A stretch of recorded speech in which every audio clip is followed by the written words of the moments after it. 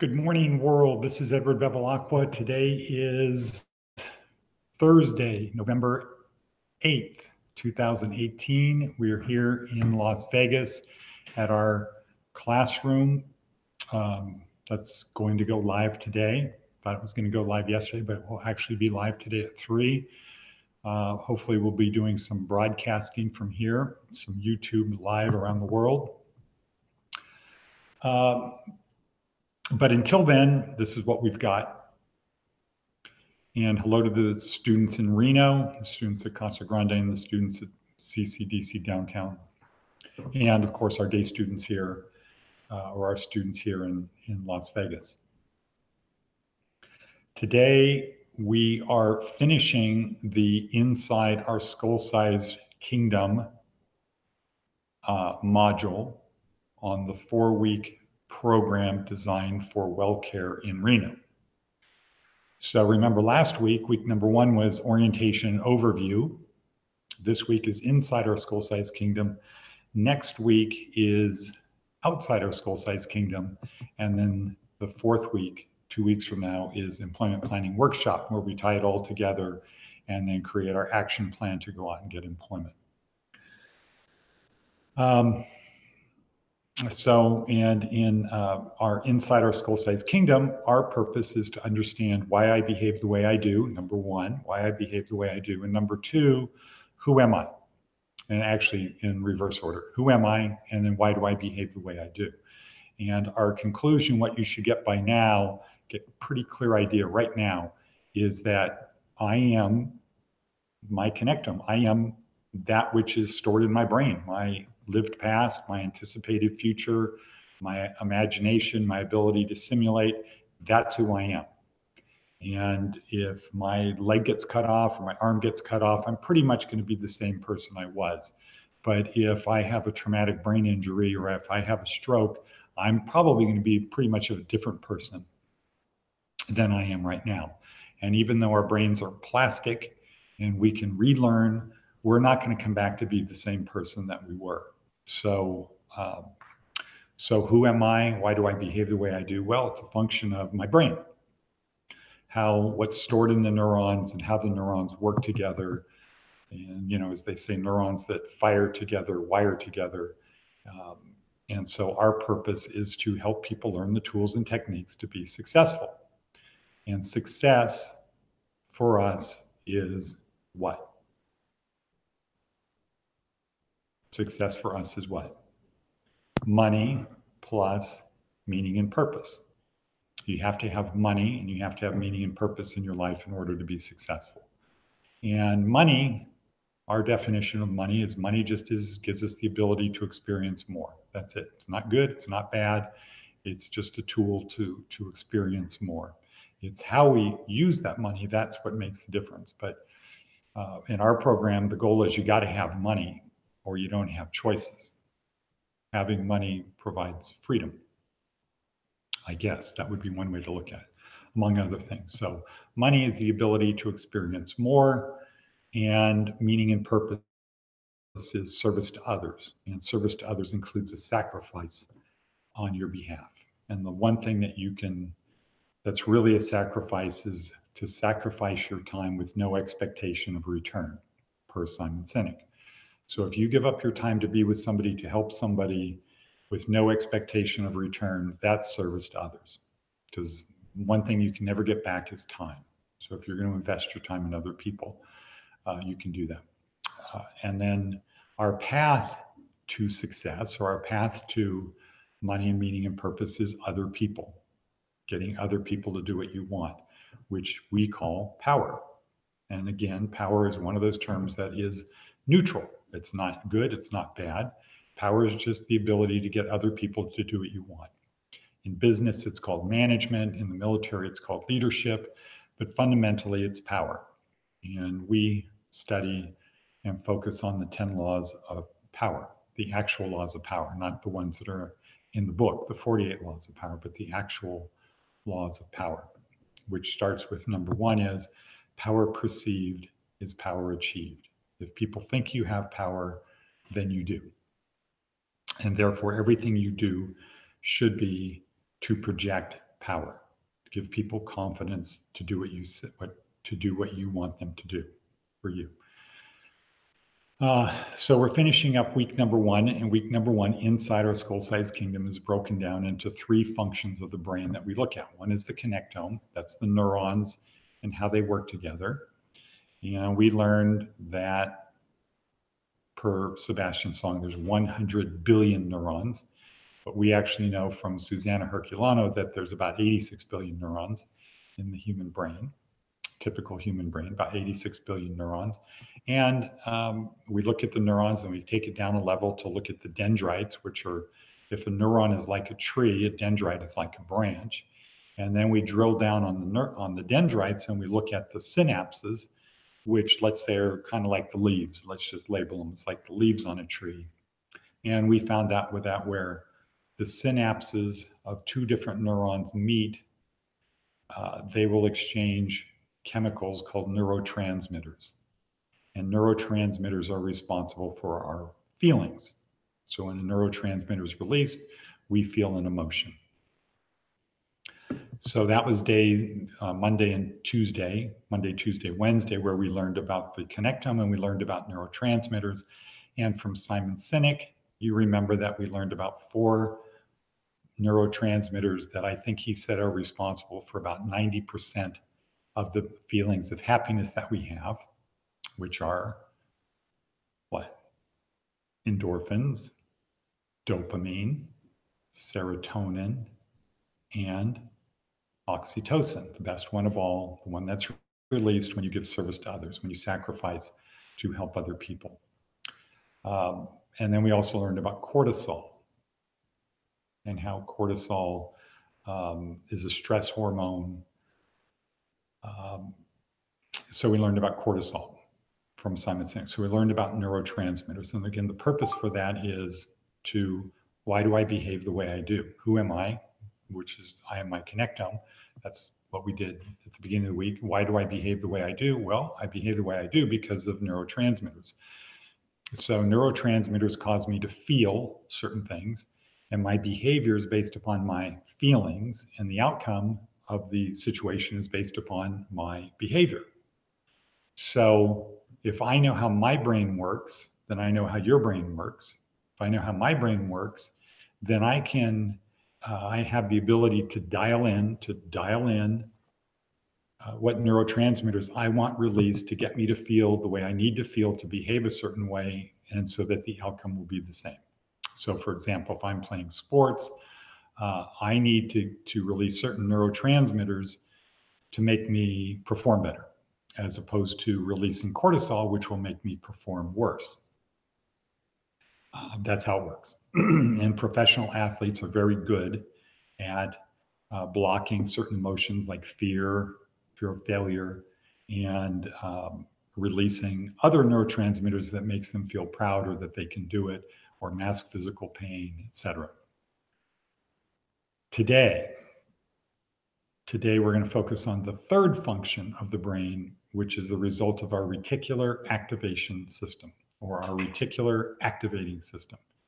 And that is a bundle of neurons in our brain stem, about the size of our little finger, which you should have seen the TED Talk from Blaine Elkers, and watched a little Tony Robbins 2-minute YouTube video, and watched a Mark Dawes 7 or 8 minute video discussing the reticular activation system.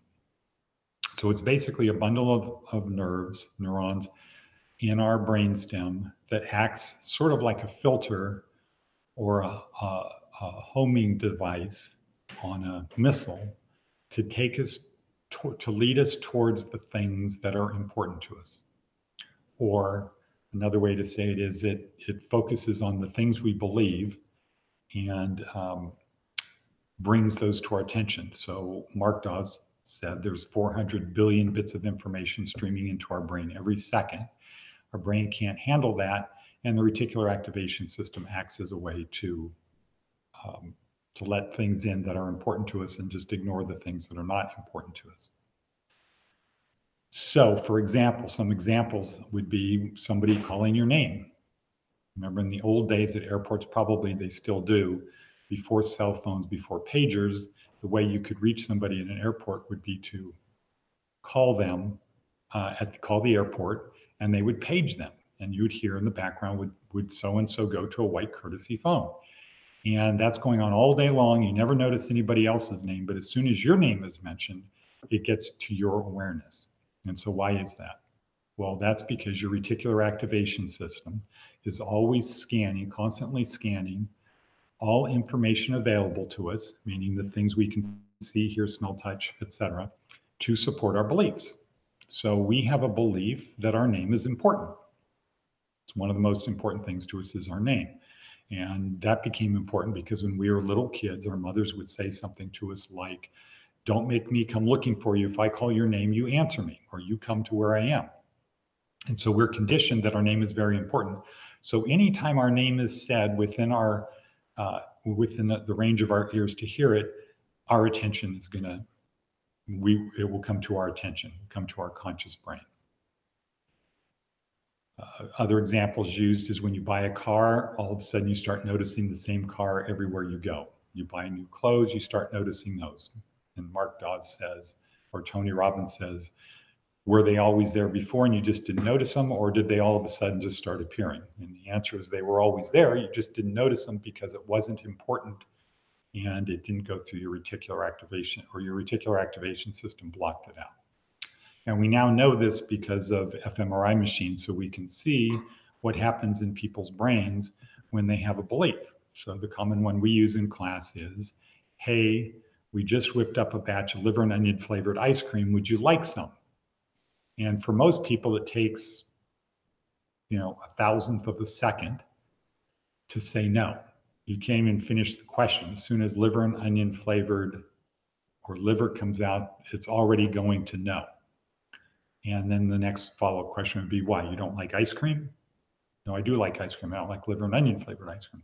Well, have you ever had it? No. Well, then how do you know you don't like it? Well, that's all part of our connectome. That's part of our ability to simulate and our lived past if we don't like it. So we can watch that in an fMRI machine and see what happens in someone's brain. And that's by slowing it down. So it takes 1,000th of a second. Imagine if you stretch that out to 30 seconds long. And we ask a second question. Hey, we're bringing in some peach pie. Who would like some?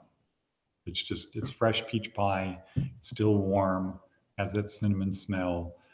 We can have ice cream on the side, vanilla ice cream on the side or on top if you want, that's okay. Or whipped cream, whatever you'd like, but this is homemade peach pie. Who'd like some? And once again, what typically happens there within 1,000th of a second is it goes to a different part of your brain. You could see it in an fMRI machine, a different part of your brain that basically says yum. But then the next thing, the third question would be, okay, why is that? Because we have a belief that peach pie is good. Unlike liver and onion flavored ice cream, we have a belief that it's not good. So that goes to yuck, peach pie goes to yum. The third question would be, well, we just whipped up a batch of recidivism. Would you like some? And since nobody knows what recidivism is, all of a sudden there's either just an automatic no or an automatic yes that isn't based upon would you like recidivism. It was just, here's something new that you've never had before. And that taps into a different belief, like are you adventurous? Do you like tasting food you've never had before? But people who think about would you like some recidivism, what will happen in their brain is there'll be activity looking for what is recidivism. Have I ever heard of this before? Does it sound like something I've ever heard of? Does it sound like it's a liquid, something to solid? Is it hot? Is it cold? Is it smooth? Is it crunchy? Etc. So there'll be a lot of brain activity trying to figure out recidivism. And if you raise the stakes to say, if you say yes, it could be poison. So if you say yes, you could die. And if you say no, it could have been worth $1 million.